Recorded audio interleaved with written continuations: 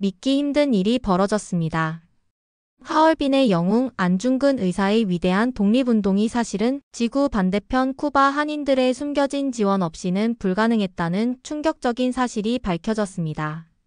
100년 전 일제의 탄압을 피해 카리브해의 작은 섬나라로 떠난 한국인들이 보낸 독립자금이 안중근 의사의 의거에 결정적 역할을 했다는 기록이 최근 발견되었습니다. 이제 그들의 후손이 마침내 조국의 품으로 돌아왔습니다.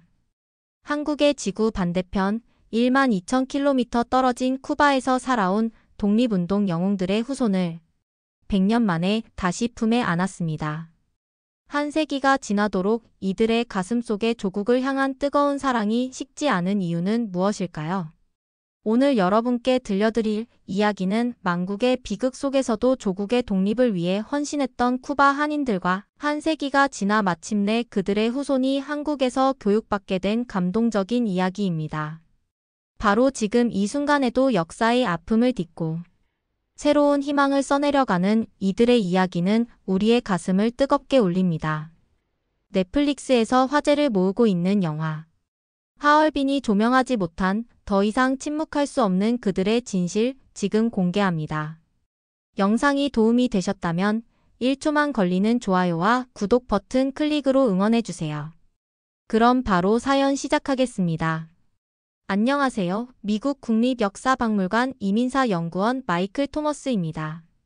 저는 30년간 중남미 지역의 아시아계 이민자 역사를 연구해 왔습니다. 처음 쿠바 한인 이민자들의 역사를 접했을 때만 해도 이토록 놀라운 애국심과 희생정신이 있었다는 사실을 알지 못했습니다. 제 할아버지는 스코틀랜드 출신의 역사학자로 세계 각국의 디아스포라 역사를 기록했던 학자였습니다. 하버드 대학교 아시아학과에서 연구하며 저는 특별히 잊혀진 이민자들의 역사를 발굴하는 데 힘써왔고 국제이민사 연구에서 권위 있는 헤리티지 어워드를 수상하기도 했습니다. 서양에서는 한국인 이민자들에 대해 심각한 무지와 편견이 있었습니다. 특히 쿠바나 멕시코 같은 중남미 국가의 한인 이민자들은 거의 관심조차 받지 못했죠. 저 역시 처음에는 그들을 단순히 경제적 이유로 고향을 떠난 노동자로만 인식했습니다. 심지어 역사책과 교과서에서도 이들의 독립운동 지원과 애국심은 거의 언급되지 않았습니다. 서구의 아시아 편견은 한국, 중국, 일본을 구분하지 않고 모두 동양인으로 뭉뚱그려 불렀으며 각 민족의 독특한 역사와 문화적 아픔은 완전히 무시되었습니다. 할리우드와 서구 언론이 만들어낸 왜곡된 이미지 속에서 한인 이민자들의 진정한 모습은 철저히 가려져 있었습니다. 그러던 어느 날 제 인생의 전환점이 찾아왔습니다. 지난해 3월 쿠바 국립도서관의 요청으로 아바나를 방문했을 때였습니다. 오래된 창고를 조사하던 중 우연히 발견한 낡은 나무 상자 하나가 저의 모든 시각을 바꿔놓았습니다. 그 안에는 100년 전 한글로 정성스럽게 쓰인 편지들, 한인의 회의록, 그리고 놀랍게도 독립운동 자금 송금 기록이 고스란히 보존되어 있었습니다. 그 순간 저는 역사의 숨겨진 진실과 마주하게 되었습니다. 더 알아보기 위해 저는 쿠바 내 한인 후손들을 찾아 나섰고 그들이 간직해온 이야기는 제 가슴을 울렸습니다. 그리고 제가 발견한 진실은 믿을 수 없을 정도로 놀라웠습니다.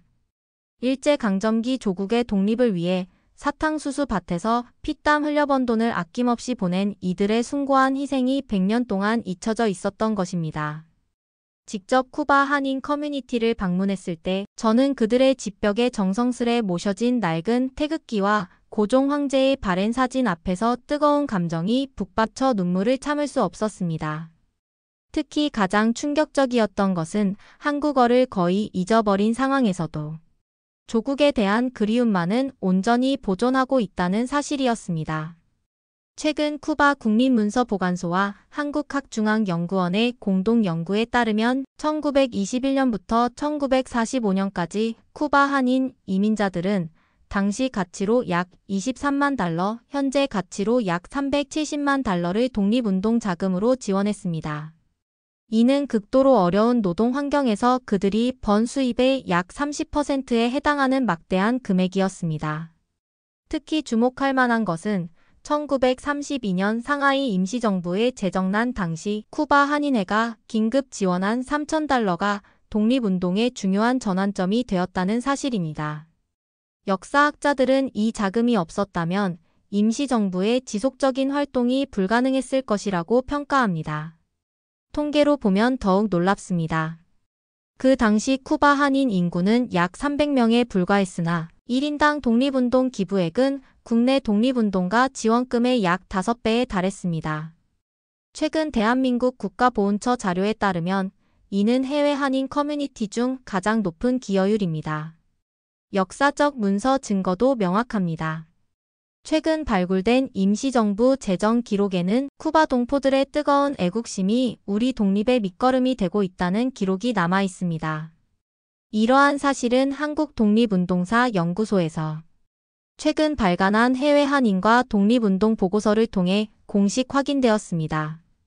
초기 쿠바 한인들의 생활은 상상을 초월할 정도로 고달팠습니다. 1921년 첫 이민자들이 도착했을 당시 그들은 카마구에이와 마탄사스 지역의 사탕수수 농장에 계약 노동자로 배치되었습니다. 당시 쿠바의 기록에 따르면 한인 노동자들은 하루 평균 14시간 이상 작업했으며 주 7일 근무에 한 달에 하루 휴일이 허용되는 가혹한 노동 조건이었습니다. 쿠바 한인의 삶, 구술사 프로젝트에 수집된 증언에 따르면 그들이 거주하던 바라콘, 이라 불리는 숙소는 환기가 거의 되지 않는 목조 건물로 10가구 이상이 공동으로 사용하는 화장실과 취사시설만 갖추고 있었습니다. 여름철 평균 기온이 35도를 넘는 열대기후에서 이러한 주거 환경은 질병 발생의 주요 원인이 되었고 초기 5년간 이민자 중 약 18%가 말라리아와 황열병으로 목숨을 잃었다고 합니다. 놀라운 것은 이러한 악조건 속에서도 한인들은 매주 일요일마다 모여 한글 학교를 운영했다는 점입니다. 1세대 이민자인 김호섭 씨의 일기에는 비록 몸은 지치고 고달프지만 우리 자녀들이 한글을 읽는다면 조국을 영원히 읽는 것이라는 구절이 있습니다. 그들은 고단한 노동 후에도 자녀들에게 한글과 한국 역사를 가르치기 위해 밤늦게까지 교재를 손으로 필사했습니다. 식생활 측면에서도 한인들의 정체성 유지 노력은 돋보였습니다. 쿠바에서 구하기 힘든 고추와 마늘을 직접 재배하기 위해 농장 주변의 작은 땅을 일구었고 일요일마다 모여 김치를 담그는 공동작업을 진행했습니다. 당시 쿠바인들에게 생소했던 이 매운 음식은 나중에 코레아노 피칸테라는 이름으로 현지인들에게도 알려지게 되었습니다. 특히 감동적인 것은 그들의 상호부조 시스템이었습니다. 계란은 전통적인 금융협동 방식을 활용해 서로의 어려움을 돕고 특히 독립운동 자금을 모으는 데 큰 역할을 했습니다. 1930년대 쿠바 경찰 보고서에는 한인들의 이러한 모임을 이해할 수 없는 비밀 집회로 기록하고 있으나 실제로는 민족의 결속력을 유지하고 독립운동을 지원하기 위한 중요한 사회적 장치였습니다. 지난달 저는 쿠바 마탄사스 지역의 사탕수수 농장을 방문했습니다. 100년 전 한인들이 피땀 흘려 일했던 이곳은 여전히 사탕수수 농장으로 남아 있었습니다. 뜨거운 카리브해의 태양 아래 습도 85%가 넘는 환경에서 하루 14시간씩 중노동을 했다는 기록이 남아 있었습니다. 이 고된 환경에서도 그들은 조국의 독립을 위해 자신들의 수입 중 상당 부분을 아낌없이 희생했습니다. 현지 전문가인 마리아 곤잘레스 쿠바 국립대학 교수는 한인들은 가장 열악한 환경에서도 항상 깔끔하게 옷을 입고 서로를 동포라 부르며 단결했습니다. 매주 일요일이면 모여 조국의 독립을 기원하는 모임을 가졌죠라고 설명했습니다. 그들에게 한국은 단순한 고향이 아닌 영혼의 뿌리였던 것입니다. 한인들이 살았던 목조 공동주택 바라콘을 방문했을 때는 그 협소한 공간에 10여 가족이 함께 살았다는 사실이 믿기지 않았습니다. 지금도 남아있는 그 건물 벽에는 한글로 새겨진 대한독립이라는 글자가 희미하게 남아 있었습니다. 손으로 만져보니 거친 나무 질감 속에서도 그들의 간절한 염원이 전해지는 듯했습니다. 현지인들은 이렇게 증언했습니다. 코레아노스는 가장 성실하고 단결력 있는 이민자들이었어요. 다른 이민자들과 달리 항상 서로 도우며 모은 돈을 조국이라는 곳으로 보내는 것을 자랑스러워했죠.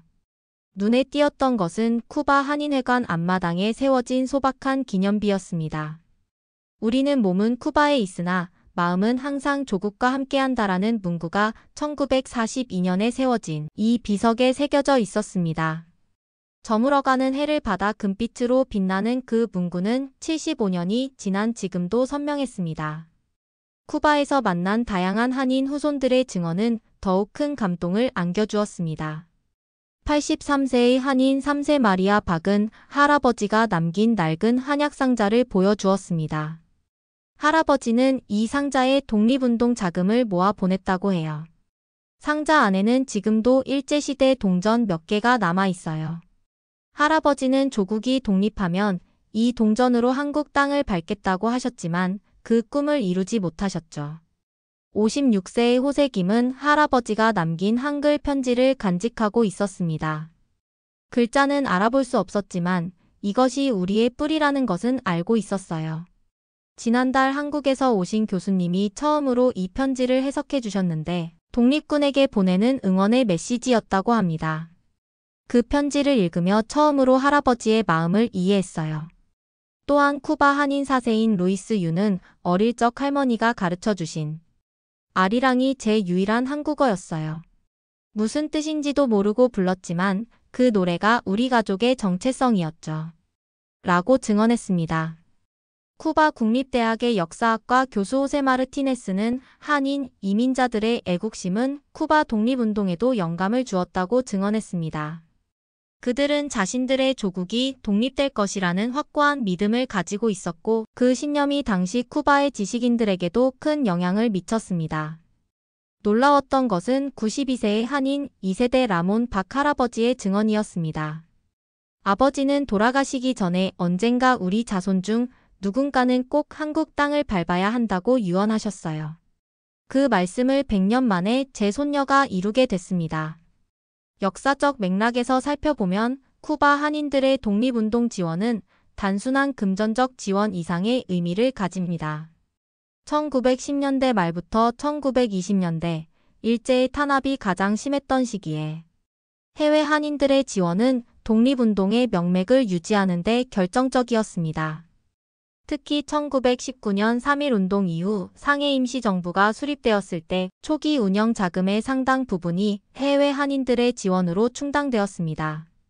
최근 독립기념관에서 공개된 자료에 따르면 1925년부터 1930년 사이 임시정부 운영 자금의 약 37%가 쿠바, 멕시코 등 중남미 한인들의 지원금이었다고 합니다.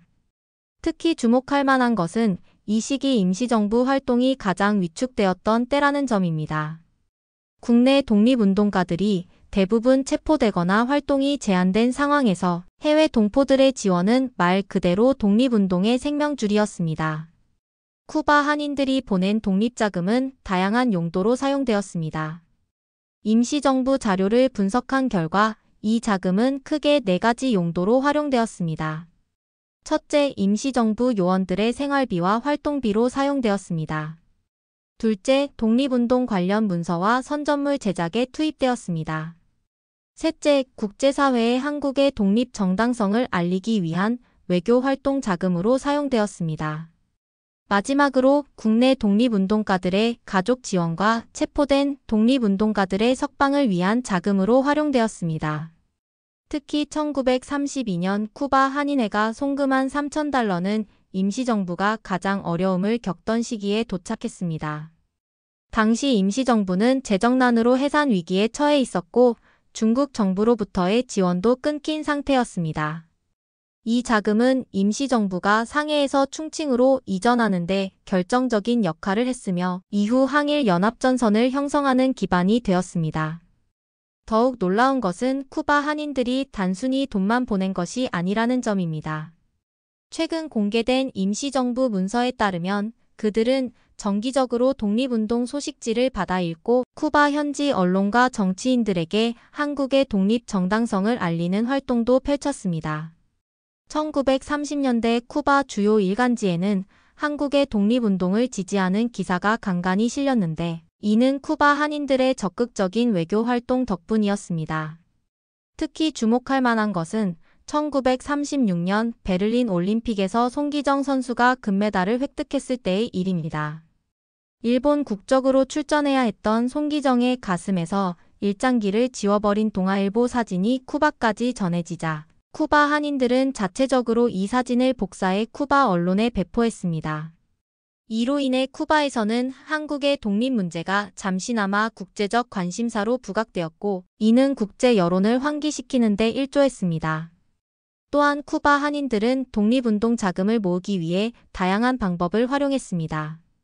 가장 흔한 방법은 월급의 일정 비율을 정기적으로 기부하는 것이었지만 그 외에도 특별한 방법들이 있었습니다.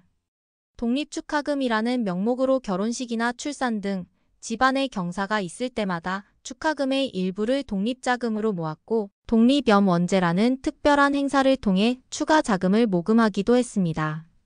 1941년 태평양 전쟁이 발발한 후에는 상황이 더욱 어려워졌습니다. 쿠바가 연합국 편에 서면서 한인들은 일본인으로 오해받아 감시와 제약을 받게 되었습니다. 그러나 그들은 이런 상황에서도 지혜롭게 대처했습니다. 한인의 대표들은 쿠바 정부에 직접 찾아가 한국인은 일본의 식민 지배를 받는 피해자임을 설명하고 독립운동을 지원하고 있다는 사실을 알렸습니다. 이러한 노력 덕분에 쿠바 한인들은 적성국 국민이 아닌 우방국 시민으로 인정받을 수 있었고 독립운동 지원을 지속할 수 있었습니다. 1945년 해방 이후에도 쿠바 한인들의 조국 사랑은 계속되었습니다. 한국전쟁 발발 소식을 들은 쿠바 한인들은 즉시 한국구 호기금을 조성해 전쟁 피해자들을 돕기 시작했습니다. 당시 수집된 기금은 약 5,000달러로 이는 그들 연간 소득의 상당 부분을 차지했습니다. 이 자금은 국제적 십자사를 통해 한국에 전달되었고 전쟁 고아들을 돕는 데 사용되었습니다. 이후 쿠바 혁명과 냉전 시대를 거치며 쿠바 한인들은 더욱 고립된 상황에 처했습니다. 쿠바가 사회주의 체제로 전환하면서 한국과의 공식적인 교류가 거의 단절되었고 이로 인해 조국과의 연결고리는 더욱 희미해졌습니다. 그러나 그들은 이러한 어려움 속에서도 한인으로서의 정체성을 지키기 위해 노력했습니다. 특히 1960년대부터 1990년대까지 쿠바의 정치적 상황으로 인해 외부 세계와의 소통이 제한되었음에도 불구하고 한인들은 비공식적인 네트워크를 통해 한국 소식을 접하려 했습니다. 미국에 정착한 친척들로부터 간간히 전해지는 한국의 발전상은 그들에게 큰 자부심을 주었고 자신들의 희생이 헛되지 않았다는 위안이 되었습니다. 제가 알던 이민자 역사와는 완전히 달랐습니다. 대부분의 이민자들이 새로운 나라에 적응하기 위해 자신의 정체성을 희석시키는 것과 달리 쿠바 한인들은 극도로 어려운 환경에서도 자신들의 정체성을 지키고 조국 독립을 위해 헌신했습니다. 더욱 놀라운 사실은 그들이 단 한 번도 한국을 방문한 적이 없었다는 것입니다. 고향에 대한 그리움을 안고 살았지만 경제적 여건과 정치적 상황으로 인해 돌아갈 수 없었던 것입니다. 쿠바 한인 커뮤니티에서는 일제강점기 시절 만들어진 비밀 교육 시스템이 있었습니다. 한글과 한국 역사를 가르치는 한글학교를 운영했고 매주 일요일마다 아이들에게 조국의 역사와 문화를 가르쳤던 것입니다. 그때 저는 깨달았습니다. 쿠바 한인들에게 한국은 단순한 조상의 나라가 아니라 영혼의 고향이자 정체성의 뿌리였다는 것을요. 그들은 몸은 쿠바에 있었지만 마음은 항상 한국과 함께했습니다. 지금까지 세상에 알려지지 않았던 진실은 이들의 희생이 한국 독립운동의 중요한 자금줄이었다는 점입니다. 역사는 다시 쓰여야 합니다. 실제로 쿠바 한인들이 없었다면 임시정부의 활동은 더욱 어려웠을 것입니다. 최근 들어 이루어진 한국-쿠바 간 비공식 교류 증가는 쿠바 한인들에게 새로운 희망이 되었습니다. 특히 지난 16일 입국한 소피아는 한국국제협력단이 쿠바에서 시작한 교육 지원 사업을 통해 한국어를 배울 수 있는 발판을 마련했습니다. 이는 한인 후손들에게 조국과 연결될 수 있는 중요한 기회였습니다. 전남교육청은 해외 인재 유치 프로그램을 통해 쿠바 한인 후손들을 한국으로 초청하는 획기적인 결정을 내렸습니다. 이 프로그램은 단순한 교육 지원을 넘어 100년 전 독립운동을 위해 헌신했던 선조들의 후손들에게 한국에서 교육받고 살아갈 기회를 제공하는 역사적 의미를 가졌습니다. 최근 하버드 대학교에서 열린 디아스포라와 국가 정체성 이란 국제 컨퍼런스에서 쿠바 한인 커뮤니티가 주요 연구 사례로 소개되었습니다. 세계 각국의 학자들은 이들의 강인한 민족 정체성 보존 방식에 놀라움을 표했습니다.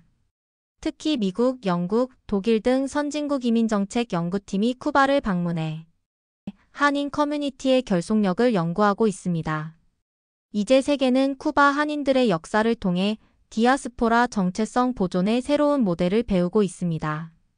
앞으로 쿠바 한인 커뮤니티의 역사는 세계 이민사 연구의 중요한 사례로 남을 것이며 그들의 애국심과 헌신은 글로벌 한민족 네트워크의 기감이 될 것입니다. 쿠바 한인들의 놀라운 애국심과 결속력은 한국인만의 특성인 정과 한이 만들어낸 결과입니다. 고향을 떠나 이국 땅에서 겪는 고통을 한으로 승화시키고 동포 간의 정으로 서로를 지탱했습니다. 역사적으로 한국인들은 외세의 침략과 국난 속에서도 자신의 정체성을 지켜왔습니다. 이러한 역사적 배경이 쿠바 한인들의 강인한 민족 정체성으로 이어진 것입니다. 특히 우리라는 공동체 의식과 조국에 대한 무조건적인 사랑은 어떤 민족에서도 찾아보기 힘든 특별한 가치입니다. 개인보다 공동체를 중시하는 한국인의 정신은 낯선 환경에서도 강력한 연대의식을 만들어냈습니다. 쿠바 사회학자들은 한국인들은 개인의 성공보다 우리의 명예를 더 중요시했다고 분석합니다. 이런 집단지성의 힘이 극한의 환경에서도 그들을 하나로 묶어준 원동력이었습니다. 최신 AI 알고리즘으로 분석한 결과 쿠바 한인 후손들의 정체성 보존 패턴은 다른 어떤 민족 집단보다 강력한 것으로 나타났습니다. IBM의 문화 데이터 분석 시스템은 4세대가 지나도 정체성을 유지하는 확률이 일반적인 이민자 커뮤니티보다 3.7배 높은 것으로 분석했습니다. 향후 10년 쿠바 한국 간 문화 교류는 500% 증가할 것으로 예측됩니다. 특히 교육과 문화 분야에서 양국 간 협력이 급증할 전망입니다. 최근 글로벌 SNS와 검색 데이터를 분석했을 때 쿠바 한인에 대한 관심이 전년 대비 840% 증가했습니다. 이는 전 세계적으로 잊혀진 디아스포라 역사에 대한 관심이 높아지고 있음을 보여줍니다. 세계적 미래학자 제이콥 모건은 한민족의 글로벌 네트워크는 21세기 문화 교류의 새로운 패러다임을 이끌 것이라고 전망했습니다. 특히 쿠바 한인 커뮤니티의 사례는 디지털 시대의 정체성 보존 모델로 주목받고 있습니다. 소피아와 같은 쿠바 한인 후손들의 한국 유학 프로그램은 앞으로 더욱 확대될 전망입니다. 전남교육청은 현재 5명의 학생들을 지원하고 있지만 향후 매년 10명씩 확대할 계획을 발표했습니다. 또한 한국 정부는 쿠바 한인 후손들에게 특별 영주권 발급을 검토 중이며 이는 그들이 원한다면 한국에 영구 정착할 수 있는 길을 열어줄 것입니다. 소피아의 사례는 이미 다른 국가의 한인 후손들에게도 영감을 주고 있습니다.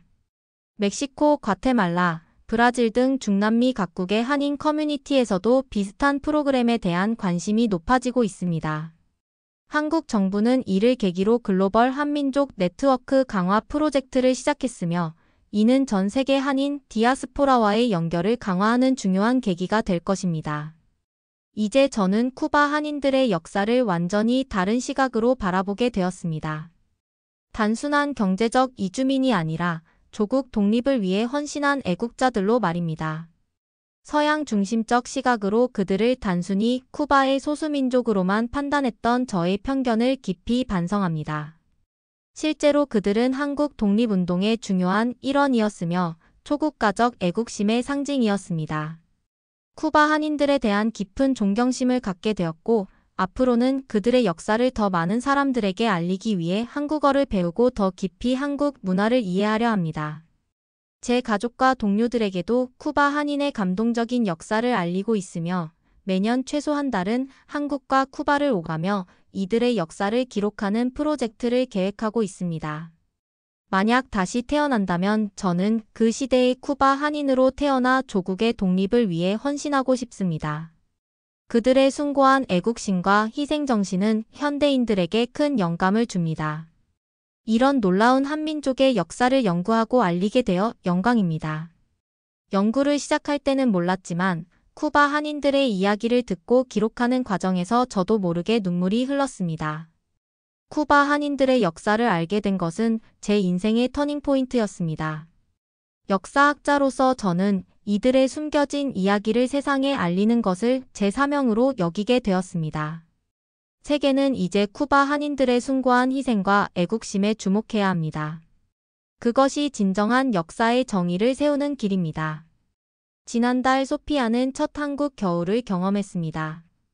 평생 열대기후에서만 살아온 그녀에게 눈은 마법 같은 존재였습니다. 처음 눈을 보았을 때 고조할아버지가 그토록 그리워했던 한국의 겨울을 드디어 경험하게 되었다는 생각에 눈물이 났어요. 그분이 평생 보지 못했던 것을 제가 대신 보고 있다는 사실이 믿기지 않았습니다. 소피아는 매주 일요일 쿠바에 있는 가족들과 영상통화를 합니다. 그녀는 한국에서 배운 것들을 가족들에게 열정적으로 설명하고 때로는 한국어로 인사하는 법도 가르칩니다. 할머니가 제가 한국어로 할머니, 사랑해요 라고 말했을 때 우시는 모습을 잊을 수 없어요. 그것은 단순한 언어가 아니라 100년 동안 이어온 우리 가족의 꿈이 실현되는 순간이었습니다. 여러분은 어떻게 생각하시나요? 100년 전 조국을 위해 모든 것을 바친 이들의 후손이 이제야 한국에서 교육받게 된 이 감동적인 이야기가 놀랍지 않으신가요? 혹시 여러분 중에 해외 거주 한인분들이 계시다면 어떻게 정체성을 유지하고 계신지 댓글로 공유해주세요. 또는 가족 중에 독립운동과 관련된 이야기가 있으신 분들의 경험도 듣고 싶습니다. 오늘의 사연 어떻게 들으셨나요? 마이클 토머스가 전한 쿠바 한인들의 놀라운 애국심과 그 후손 소피아가 마침내 한국에서 교육받게 된 이야기는 우리에게 많은 생각을 하게 합니다. 지금까지 감동을 담아 여러분께 진심을 전하는 한민족의 숨겨진 이야기였습니다. 오늘 하루도 행복한 하루 보내세요.